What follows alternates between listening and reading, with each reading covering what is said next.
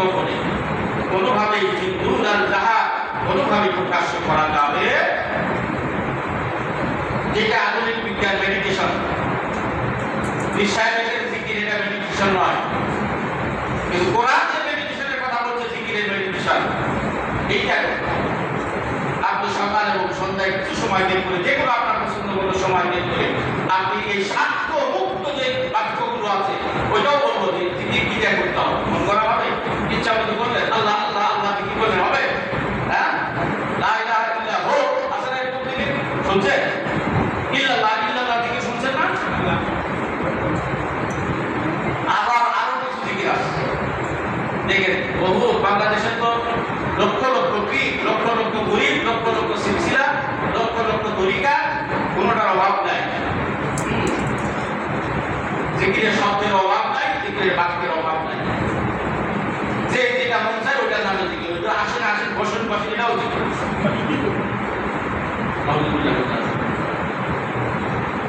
জিকির আল্লাহ সুবহানাহু ওয়া তাআলা যেমন খরচ করেছেন, জিকিরের পদ্ধতি, জিকিরের শব্দ, জিকিরের বাক্য, জিকিরের সময় সবকিছু নির্ধারণ করে দিয়েছে। এগুলো একটাও মন করা নাই, কোনো ইবাদত যেমন মন করা যায় না, জিকির অন্যভাবে মন করা সুযোগ নাই। আপনাকে অবশ্যই আল্লাহ সৃষ্টির রাসূলের পদ্ধতি অনুযায়ী জিকির করতে হবে। আল্লাহ রাসূল জিকিরের জন্য নির্ধারিত কিছু শব্দ বলেছেন, লা ইলাহা ইল্লাল্লাহ, লা ইলাহা ইল্লাল্লাহ কালেমার জিকির, আফদালুল জিকির তেলাওয়াতুল কোরআন, শ্রেষ্ঠতম জিকির কোরআন তেলাওয়াত। কোরআন তেলাওয়াত কি শ্রেষ্ঠ জিকির। এরপরে সুবহানাল্লাহি ওয়া বিহামদিহি সুবহানাল্লাহিল আযীম, এটা আল্লাহ রাসূলের শিখানো জিকির। সুবহানাল্লাহি ওয়া বিহামদিহি সুবহানাল্লাহি আল্লাহ সুবহানাল্লাহি সুবহানাল্লাহি বিহামদিহি সুবহানাল্লাহিল আযীম। তারপরে আল্লাহু আকবার আল্লাহু আকবার লা ইলাহা ইল্লাল্লাহ আল্লাহু আকবার লিল্লাহিল হামদ। এগুলো কি আল্লাহ দেওয়া রাসূলের শিখানো জিকির।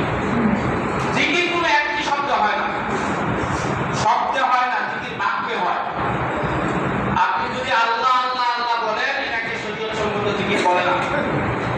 আল্লাহ বলার জন্য সওয়াব আপনি পেতে পারেন, কিন্তু শরীয়ত সম্মত জিকির আল্লাহু আকবার যখন আপনি বলবেন, তখন একটা পূর্ণ বাক্য, শুধু আল্লাহ কোনো বাক্য নয়। আল্লাহ কি আল্লাহ, আল্লাহু আকবার আল্লাহু আকবার, এটা নাকি পূর্ণ একটা বাক্য। আপনার মন করার মতো শব্দে বাক্য আপনি জিকির করতে পারেন না, যেহেতু এটা ইবাদত। আর ইবাদত রাসূল যেই পদ্ধতিতে যেই বাক্যে করতে বলেছেন, আপনাকে ওইটাই করতে হবে।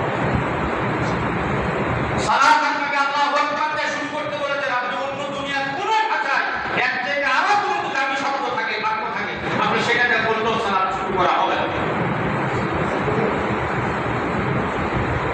অনুরূপভাবে সকল ইবাদতের ক্ষেত্রে একই নিয়ম প্রযোজ্য, যে আল্লাহ রাসূল তার যেই শব্দ এবং বাক্য যেটা নির্দেশ করেছেন, ওইটাকেই আপনার বিনা বাক্য মেনে নিতে হবে, কোনো বিকৃত ব্যতিক্রম করা যাবে না। এরপরে জিকিরের সময় স্বার্থযুক্ত বা এই যে চলাফেরা, এই যে ইবাদতের মধ্যে যে জিকিরগুলো আছে, এগুলো তো সবসময় আমরা করি। রাস্তা হাঁটতে চলতে ফিরতেও আমরা আল্লাহর সাথে জিকির করতে পারি। আল্লাহর কাছে কোনো চিজ চাওয়া মানে কি? আল্লাহকে স্মরণ করা। আপনার জুতার ফিতা ছিঁড়ে গেছে, আল্লাহকে বললেন, ডাক দিয়ে বললেন আল্লাহ আমার জুতার ফিতা দাও, এটাও আল্লাহকে স্মরণ জিকির, এটা নাম জিকির। মাছ ভাতের রান্নাঘরে তরকারিতে লবণ ঘুরে গেছে, রান্নাঘরে লবণ নাই, তো আল্লাহ তো লবণের ব্যবস্থা করে দাও, এটাও আল্লাহকে জিকির, এটাও আল্লাহ স্মরণ। এর জন্য সহজ। কিন্তু আপনাকে আমাকে বিশেষ করে এই যে আয়াতগুলো বললাম, এই আয়াতের আলোকে সকাল সন্ধ্যা বা দিনের মধ্যে যে কোনো সময় একবার দুইবার তিনবার যতবার মন চায়, আপনাকে একান্তভাবে দুনিয়ার কোনো চাওয়া পাওয়া পেশ না করে আল্লাহর প্রশংসা, আল্লাহর গুণবিত্ত, আল্লাহর বরত্ব, আল্লাহর শ্রেষ্ঠত্ব, এটাকে এমনভাবে ঘোষণা করতে হবে যে আপনার মন মগজ কোনো দিকে এদিক ওদিক না যায়, খুব মনোযোগ দিয়ে, একান্ত মনোযোগ দিয়ে, রোনাজারির সহিত সংগোপনে আপনাকে এটা করতে হবে। আর এটা যদি আমরা করতে পারি, তা আল্লাহ যে বললেন ওয়ালাকিল্লাহি আকবার ওয়াযকুরুল্লাহা কাসীরান লাআল্লাকুম তুফলিহুন, তখন আমরা বুঝবো যে জিকিরের মধ্যে আল্লাহ সকল কাম বলেছেন, এই যে সফলতা। তখন আপনার দুনিয়ার ব্যবসাও ভালো লাগবে, আপনার স্বামী স্ত্রী বা স্ত্রীর সম্পর্ক ভালো লাগবে, আপনার সন্তান লালন পালনের কাজও ভালো লাগবে। যখনই আপনি এই জিকিরে অভ্যস্ত হবেন, আপনার দুনিয়া থেকে শুরু করে সকল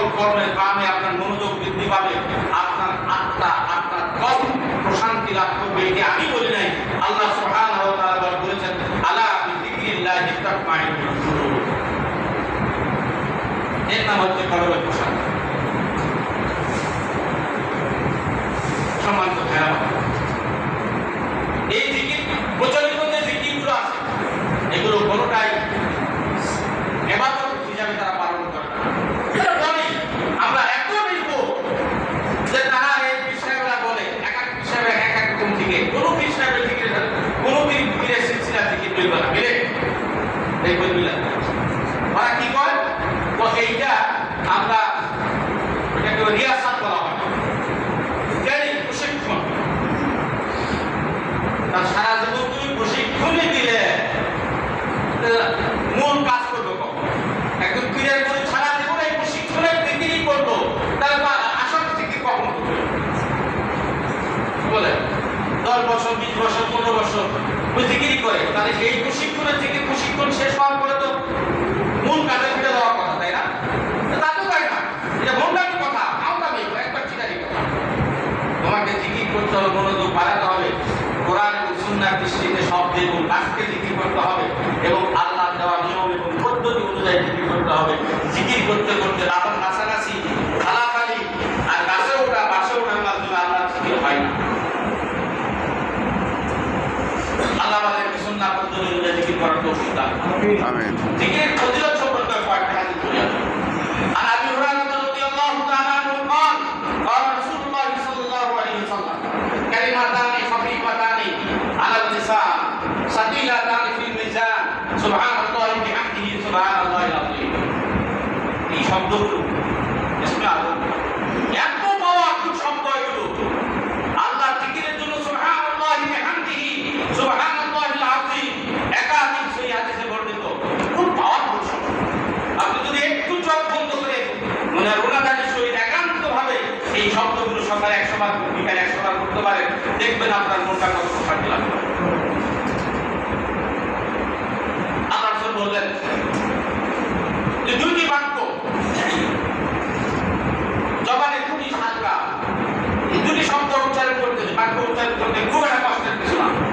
সুবহানাল্লাহি বিহামদিহি সুবহানাল্লাহিল আযীম কি বুঝু করা লাগলো, বসা লাগলো, কোনো নিয়ম সিস্টেম মানা লাগলো, কিচ্ছু লাগবে না। বধু না, গোসল না, তারপর কাপড় পরা না, এক কথায় ঘরে না, বাইরে না, রাস্তায় পথে ঘাটে এমন কোনো স্থান নাই, এমন কোনো সময় নাই যে উচ্চারণ করা যায় না। তাহলে আল্লাহ রাসূল বললেন যে খাফীফাতান আলাল লিসান, দুটি বাক্য আছে বিষম কিন্তু সাকিলাতান ফিল মিজান, মিজানের পাল্লায় অত্যন্ত ভারী, এত ভারী যে আল্লাহ রাসূল সাকিলাতান প্রচন্ড রকমের ভারী। আপনার নেকের পাল্লাকে গুনাহকে ওভারটেক করে নেকের পাল্লাকে দাবায় দিবেন, ভারী হয়ে যাবে। সাকিলাতান ফিল মিজান, মিজানের পাল্লায় নেক ওজন আমল আপনার আমল ওজন করা হবে, সেই নেকি পাল্লায় এটার ওজন দেওয়া হবে, অনেক ওজন হবে। কি সেটা? সুবহানাল্লাহি ওয়া বিহামদিহি সুবহানাল্লাহ। গত জুমায় আমি ছিলাম, আমার এক ভাই আসছিল, তাই না? এই যে জুমার কটা প্রসঙ্গে বলি, আমরা জানি না আমাদের নেকের পরিমাণ, আমরা জানি না আমাদের গুনাহের পরিমাণ। এইসব আছে নাকি কারো কাছে? কেউ করছেন আপনার জীবনে?